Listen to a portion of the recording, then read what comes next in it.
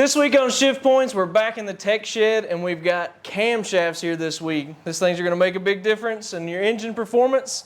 We're going to tell you why today.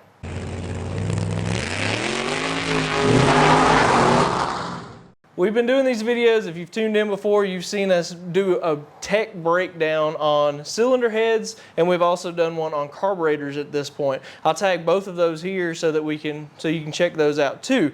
But this week we decided we were going to dig into camshafts.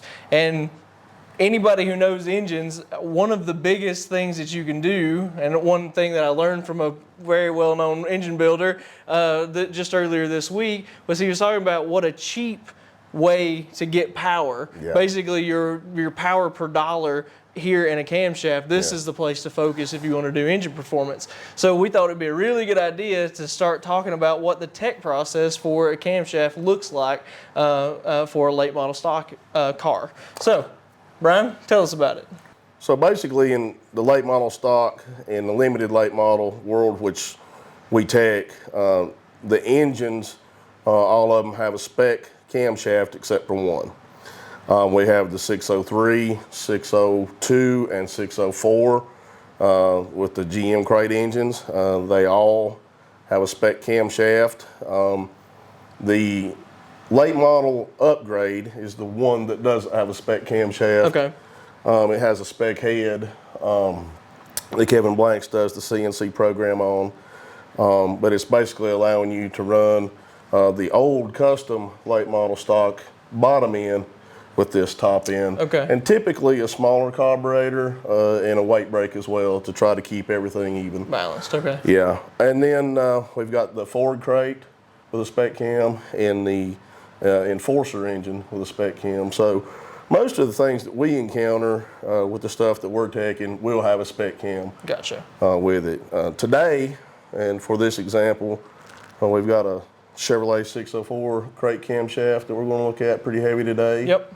The only other one that I think's different and I think's made it easier to check at the track if there's any question is the Enforcer camshaft.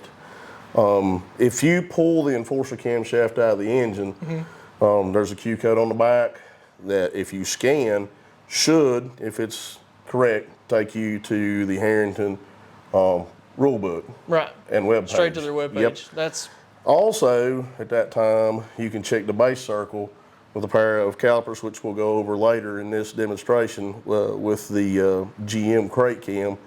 But you can check that base circle and that Q code, and chances are, if both those match up, it's legal. Yeah, you don't have to go to the cam doctor. Right. But that's a super good idea by him. Yeah. To even just think about engraving that or however he does it. Absolutely. Yeah, it's a really good idea. Because, you know, let me put my engine builder hat on for a minute. I'm going to scan that Q code, put it in my laser, and I'm going to laser it on my Chitty camshaft. The problem with that is when I scan that as a tech guy, it will not take it to the Harrington website. Gotcha. So I think it is a good thing that he done there. Made good sense to me. For sure. And now this one's going to be one of our more technical episodes, I would say. But we're going to do our best to basically bring a subject that is really technical, can make a lot of performance, and we're going to try and bring it down to where anybody can understand it. So bear with us while we try and work that out. Yeah. But like I said, let's dig into the 604 cam here and see what we find. We've done some artwork here to kind of go over some of the basics on the camshaft. And one of the first things that we have, I want to show right here, will be Lobe Lift. You cannot change that Lobe Lift without regrinding the cam. All of these features we're going to talk about right now are ground into the camshaft, thus hence why some people would want to regrind it.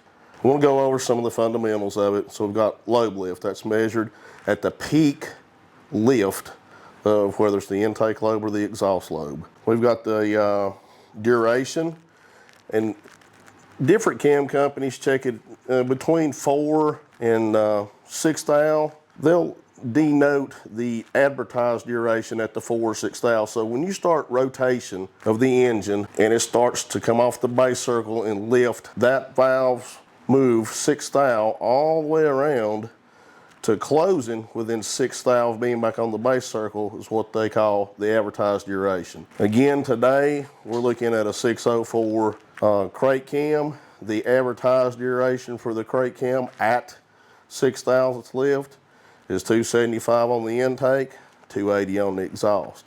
Industry standard is 50 thousandths. So when you order a camshaft, they're going to talk about duration at 50. So 50 thousandths duration from base circle, opening, full rotation, within 50 thousandths of closing is what that duration right there is, from 50 to 50. This camshaft at 50 thousandths duration on the intake is 208, 208 degrees, 221 on the exhaust, 221 degrees of rotation.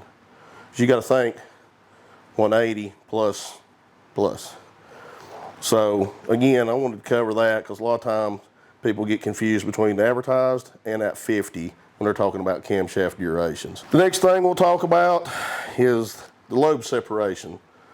The lobe separation cannot, no matter how you degree the cam in, it doesn't change. The lobe separation is the intake center line and exhaust center line. That angle between, it's 112. Different engine builders prefer different lobe separations depending on different applications. The overlap when you're degreeing the cam often is dictated by that. You can change it just a little bit when you're degreeing, but basically the overlap of the camshaft is also controlled by that as well. Intake center line is, if you advance a camshaft, it will retard, in theory, make the number larger on the exhaust. If you retard the intake, it will advance, in theory, the exhaust, making this number smaller. This camshaft comes with a 107 intake center line if put in the engine straight up, because we're not allowed to degree them or change that.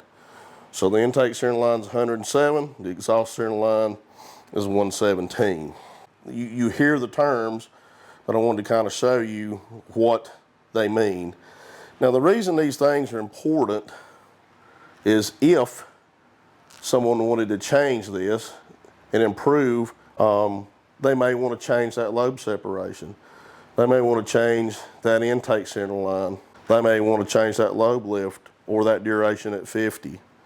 So there's reasons that people would want to regrind this, because Chevrolet has left that window open so widely with their rules, and basically they've got a plus or minus 5 degrees on these angles.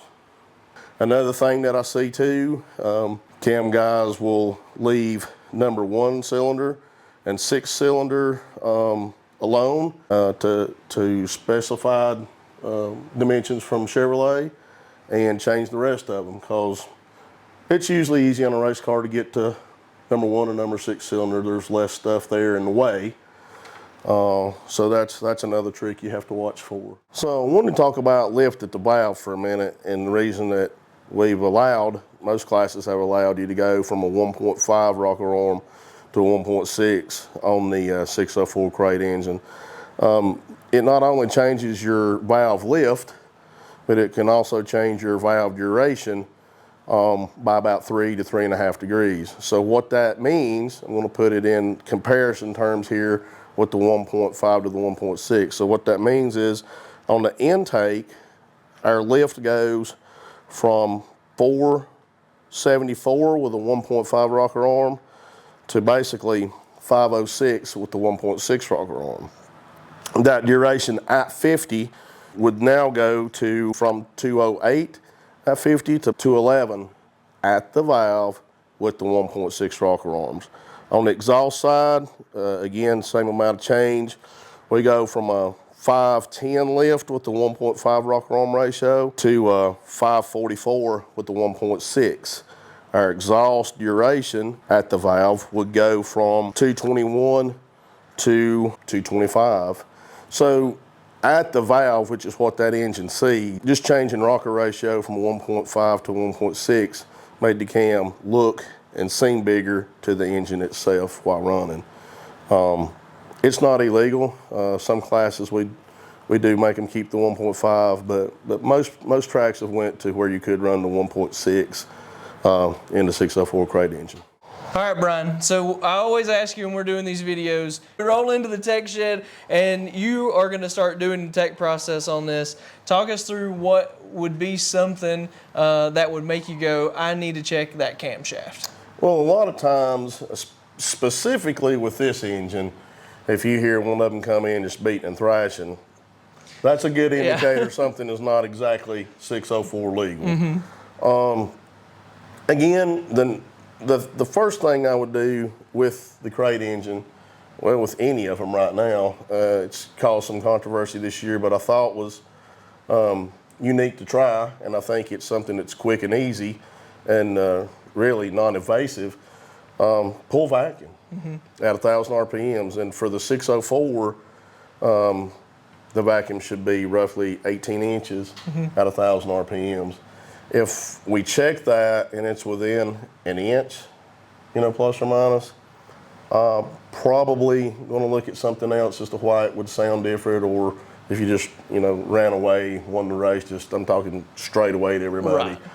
But if it's more than an inch down, it's an indicator that I may want to look further. Okay. And that's probably the primary thing that I would use as an indicator to want to check the camshaft. Gotcha. With the engines that we're running right now. And the way you do that, and I know because we did it just the other day. So you pull the carburetor off, and you have a plate that you put on the top of the intake, and then you have a vacuum gauge that basically plugs into it, and we'd run the engine. You run it up to 1,000 RPMs, and check the vacuum. That's Simple it. as that. That's right. And you're right. It was really non-invasive. So, if I seen something suspicious with the vacuum, I would ask you guys to pull the camshaft out.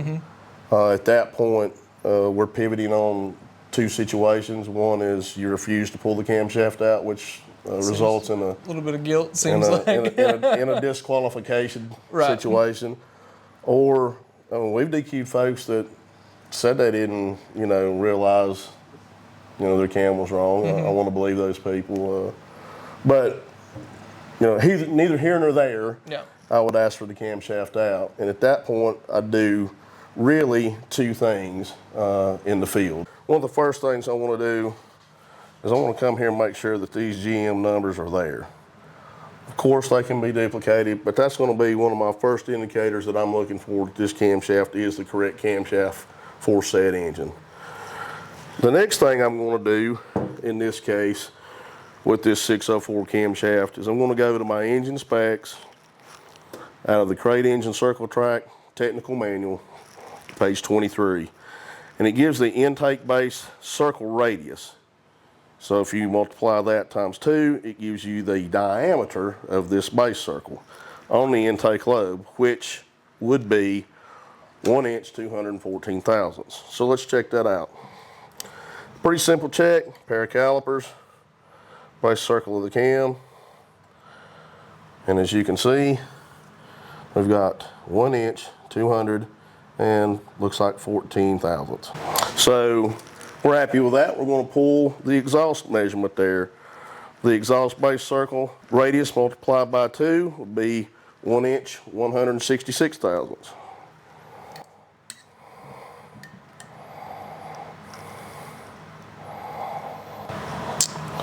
Looks like we've got 1 inch 167 thousandths. Well within our tolerances for the GM crate camshaft. At this point, unless someone is protesting or there's something that I'm visually seeing I'm not liking, I'm probably going to call this cam good. If you regrind this camshaft, the odds are I'm going to catch you with a pair of calipers on the base circle. Yeah. You want to tell the story about you getting caught on that one? I don't mind telling it. When I was building engines, I was on my own at the time doing this, and I had fixed a 604 for a guy at Greenville Pickens and was pretty much at liberty to do what I wanted and encouraged to do all I could.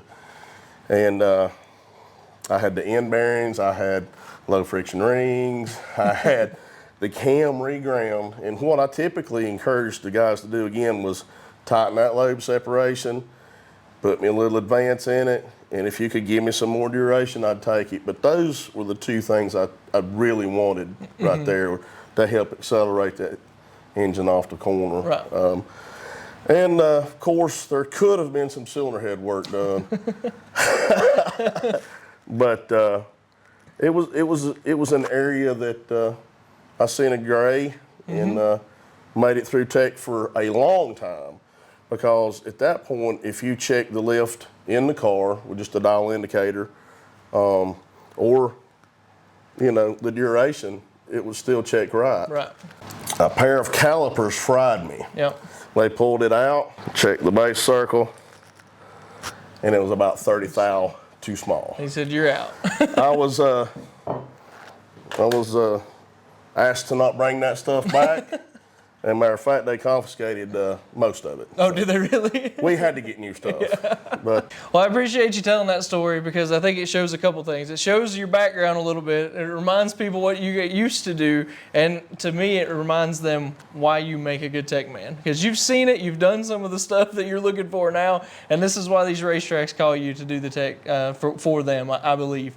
Brian made some calls and we were able to find a cam doctor, and it was at Clem's Race Engines. And these guys were so nice, and they just welcomed us into their engine shop. I mean, This is their full-on facility. This is what they do for a living. And they let us in and let us work and use their Glenn had it set up and ready to go for us, and let us do all of our video in there. 100%. So before we even get down there, I want to say a massive thank you to Clem's Racing Engines for letting us just come in and do all this. Treat us like family. Yeah, really. Sure, just like they've known us our whole lives. That's right. All right, let's head down and check this camshaft, this exact camshaft, on the Cam Doctor. Sounds good. So as we've previously discussed, some of the things and checks that we could do either at the racetrack or at the shop with the cam in the engine and out of the engine, the end all be all for us here is going to be the Cam Doctor. And the Cam Doctor is basically going to check from base circle all the way around at 10, 20, 50, 100, 200, max lift, duration, lobe separation, and verify that the spec cam, no matter what engine class it is, whether it's a 602, 3, 4, the Ford crate, the Enforcer, whatever specific spec this cam's supposed to be, can be 100% verified on the Cam Doctor. We have here simulating the lifter, this ball, which we have set up on the exhaust lobe currently. And as we rotate in natural rotation, this is going to come off of the base circle where we're at right now onto the acceleration ramp across the max lift and down the deceleration ramp of the lobe. So we can just demonstrate that. We're coming off a base circle on the ramp. You can see the ball as it catches max lift on the closing side of the lobe currently, back onto the base circle. This is a roller camshaft. If we had a flat tappet camshaft, we have this mushroom style lifter simulating various 842, 875 and larger diameters. And this is what we would put in instead of the ball that you see here for a roller. We'd use this on a flat tappet to simulate that on a flat tappet camshaft. We are currently set up on the intake lobe, and we're going to perform that test on the intake lobe right now.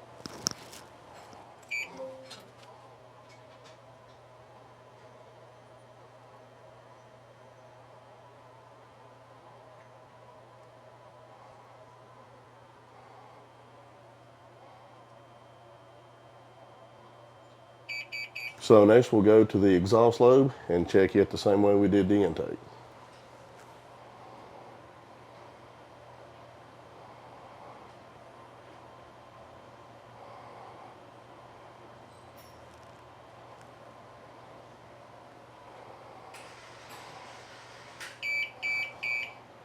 All right, so what we have now, we've got our intake and our exhaust side of the lobes, again at 50.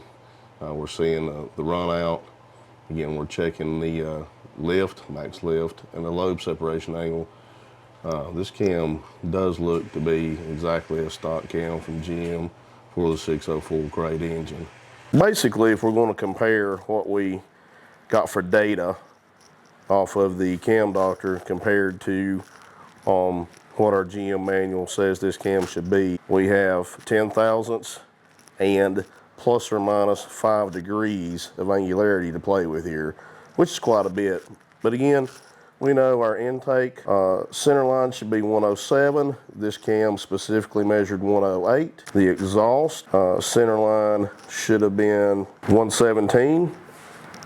This camshaft was 116. The intake lobe lift should have been 316. On this camshaft, it was 315. The exhaust lobe should have been a 340. On this camshaft was a 339. The lobe separation should have been a 112. It is a 112. So as you can see, this camshaft that we ran on the Cam Doctor is exactly within 1 degree what it should be compared to the General Motors specifications provided to us for the 604 crate camshaft. Well, that's going to basically wrap us up this week. So we went ahead and got everything laid out, talked you through a 604 camshaft, and then we were able to do a direct comparison of the GM specification sheet to the cam card that was printed by the Cam Doctor. Yes, sir. So we always are just trying to make these videos better, and we're always just trying to educate everyone as much as we can about what we know about this stuff. We always learn something when we do these videos, and we hope that you guys do too. So I know that Brian likes to try and simplify the tech process as much as possible, trying to make it better for the racers but keep the competition fair. Agreed? Agreed 100%. That's the goal. That's the goal. So, and I know you want to talk about a little bit, this is specifically with the 604, this whole thing, but this principles and how this would work, it goes across the board with all these camshafts. This theory applies. The vacuum check, the field check with the calipers, and then if there's still any question, check on the Cam Doctor. This theory would apply to really any spec engine once you've collected data, or if you've got a specific data sheet with you know what's supposed to be ran there. People fuss about how radically different camshafts are.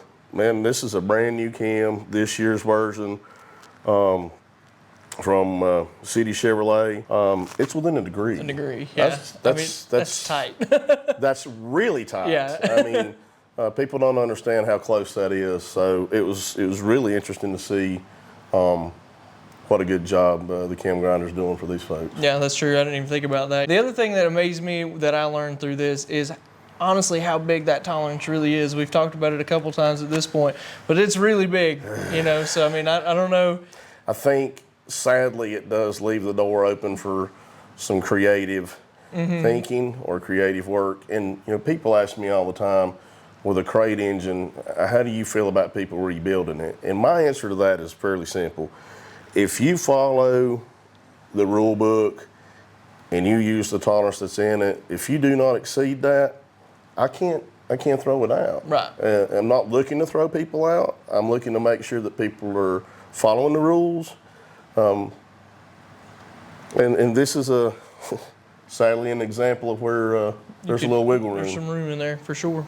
That's the fun part of racing, and I still enjoy that. I enjoy seeing it. People's got to be thinking, whether it's on your chassis, it's in the rotating assembly throughout the whole car, the engine under the hood. There's so many things that there's a lot of smart people out there, man. A lot. And I know we'll never catch it all. I just want to police and manage it the best way we can.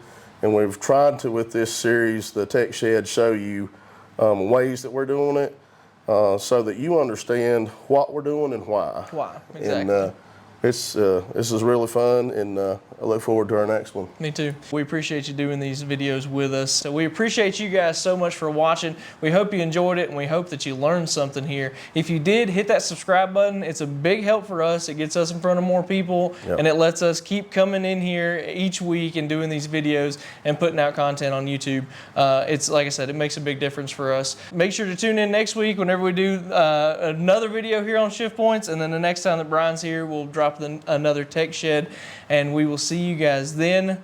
Have a good one. Thank you.